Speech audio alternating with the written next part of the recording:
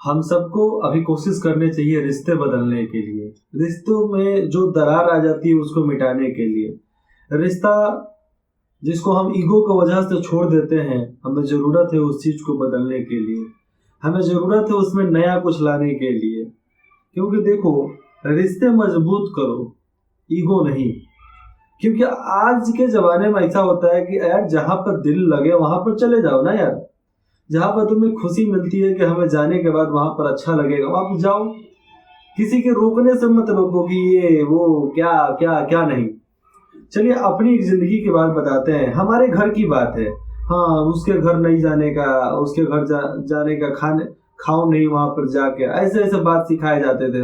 हम लोग बिहार से हैं तो भोजपुरी में बोला जाता था, एकरा घरे मत जाइए, एकरा घरे खइया मत, टाइम को दी, ये ओझा फूकनी है, फूक के पढ़ लिख के खिया दी, तबीयत खराब हो जाएगी।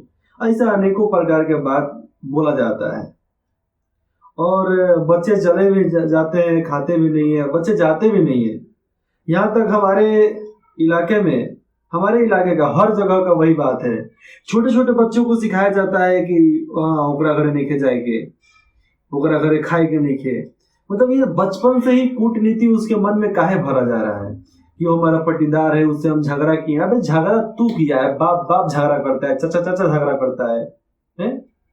तो इसमें बच्चों का क्या लेना देना? झगड़ा बाप बाप का होता है, झगड़े बड़े बड़े लोगों का होता है, तो हम छोटों का इससे क्या लेना देना? अरे भाई तू बड़ा है, तू कुछ भी कर, उससे मेरे को क्या लेना देना? लेकिन एक दुश्मनी सा बन जाता है कि हम झगड़ा किए हैं तो मेरा औलाद भी झगड़ा करे, हमारा परदादा पोता सब झगड़ा करे उससे। और यही सोच रहा ना, तो इसी के वजह से, ऐसे ही सोच के वजह से हमारा कल्चर, हमारा समाज धीरे धीरे धीरे धीरे विलुप्त होते जा रहा है, धीरे धीरे खत्म होते जा रहा है। और इसकी ऋण, मतलब इसका कारण हम खुद हैं। हमारे वजह से ऐसा सब हो रहा है।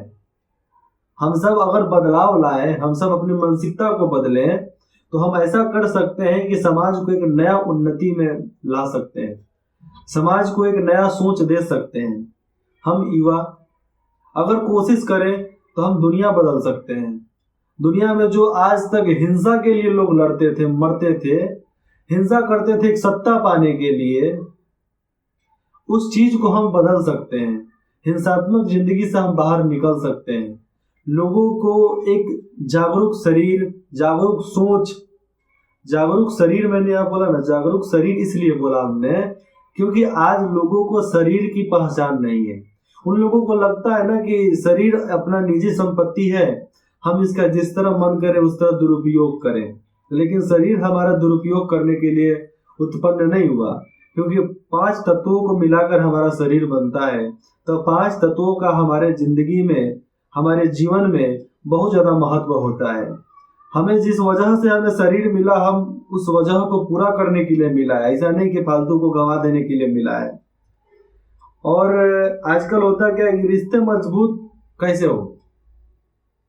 रिश्ते मजबूत ऐसा होगा कि थोड़ा मनमुटाव होता है तो उसको समय रहते पूरा कर लिया जाए। आज के देखो प्रेम प्रसंग में, प्रेम विवाह में बहुत ज्यादा तलाक देखने को मिल रहा है। क्यों? क्योंकि आज के जमाने में 90%, 95% लव, प्यार किससे हो रहा है? शरीर से हो रहा है। किससे? शरीर से हो रहा है। आजकल का नया डायलॉग, हम तेरे को पढ़ने में मदद करेंगे, हम तुमको पढ़ने में मदद कर रहे हैं, तुम पढ़ो।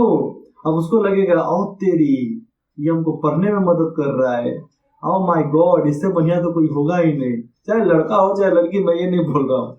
तो ये आज के सीजन में चल रहा है, तो हमें इससे ऊपर निकलना ही पड़ेगा।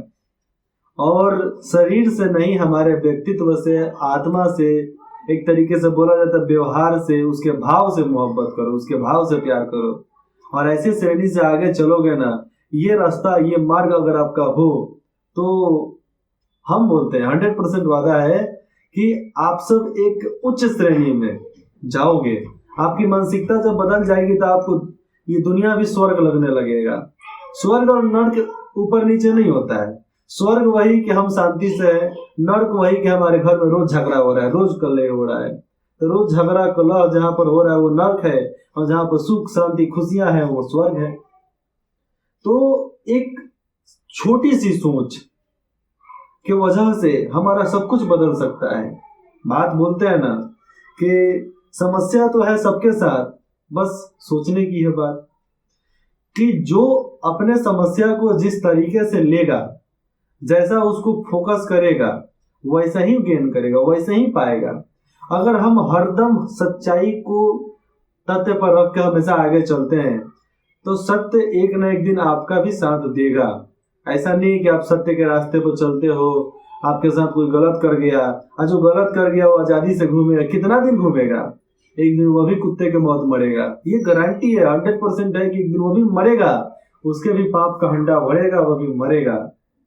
और जिस दिन भरा, कहा जाता है ना, जिस दिन पाप का घड़ा भर गया उस दिन तुम्हारी अंत निश्चित है। तुम लाख प्रयास कर लो, उस दिन मौत होना है तो होना है।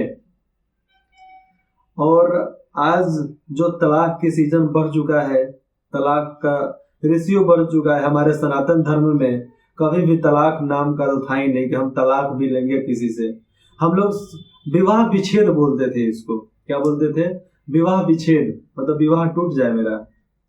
तो लेकिन पहले के जमाने में हमारे सनातन धर्म में लिया जाए तो पंडित कभी भी तलाक करवा ही नहीं सकता है।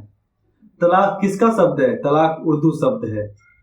डिवोर्स हमारे कोर्ट का भाषा है, डिवोर्स, आई एम डिवोर्सी। तो हम इनको डिवोर्स चाहिए, उनको तलाक चाहिए। ये सब भाषाएं, ये सब कल्चर हमारा नहीं है, तो हम उस कल्चर को क्यों अपनाते जा रहे हैं?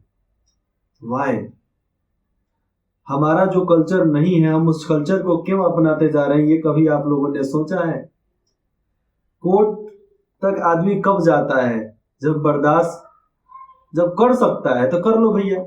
झगड़ा क्यों होता है? आपको मार रहा है, आपको पीट रहा है, आपको पैसा नहीं दे रहा है। अरे भैया, आप इज्जत करोगे तो वो भी इज्जत करेगा। अरे चार चाटा लगा भी दिया तो भी इंतजार कर लो, एक न एक दिन सुधरेगा ना। और नहीं सुधरेगा तो घर में बालो बनिया सब पटक के कूट दो, सुधर जाएगा। सुधर जाएगा नहीं तो हाथ पैर तोड़ दो, सुधर जाएगा। और नहीं सुधरता है तो यार कोर्ट वगैरह जाने की टेंशन ही मत लो। हमारे अंदर कलह होता है, हमारे अंदर नफरत होती है, हम अलग होना चाहते हैं इसलिए कोर्ट जाते हैं।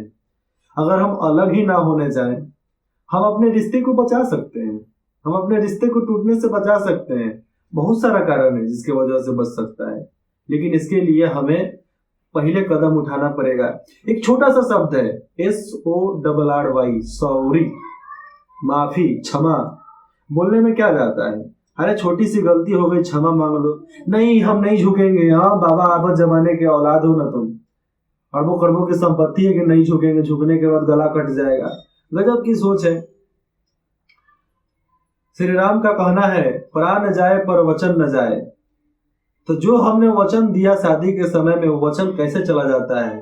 तो जो लोग अपने वचन को तोड़ देते हैं, जो लोग अपने वादा खिलाफत करते हैं, वादा को तोड़ देते हैं, वो मुर्दा के समान है, वो मरा हुआ इंसान है। तो मरे हुए से बहस करना, मरे हुए से बात करना का कोई मतलब नहीं रह जाता है। ऐसे लोगों को ठीक है कि तू उस खुला सांड में का घूम। अब मैं इससे ज्यादा क्या बोलूं, आप खुद समझदार हो, समझ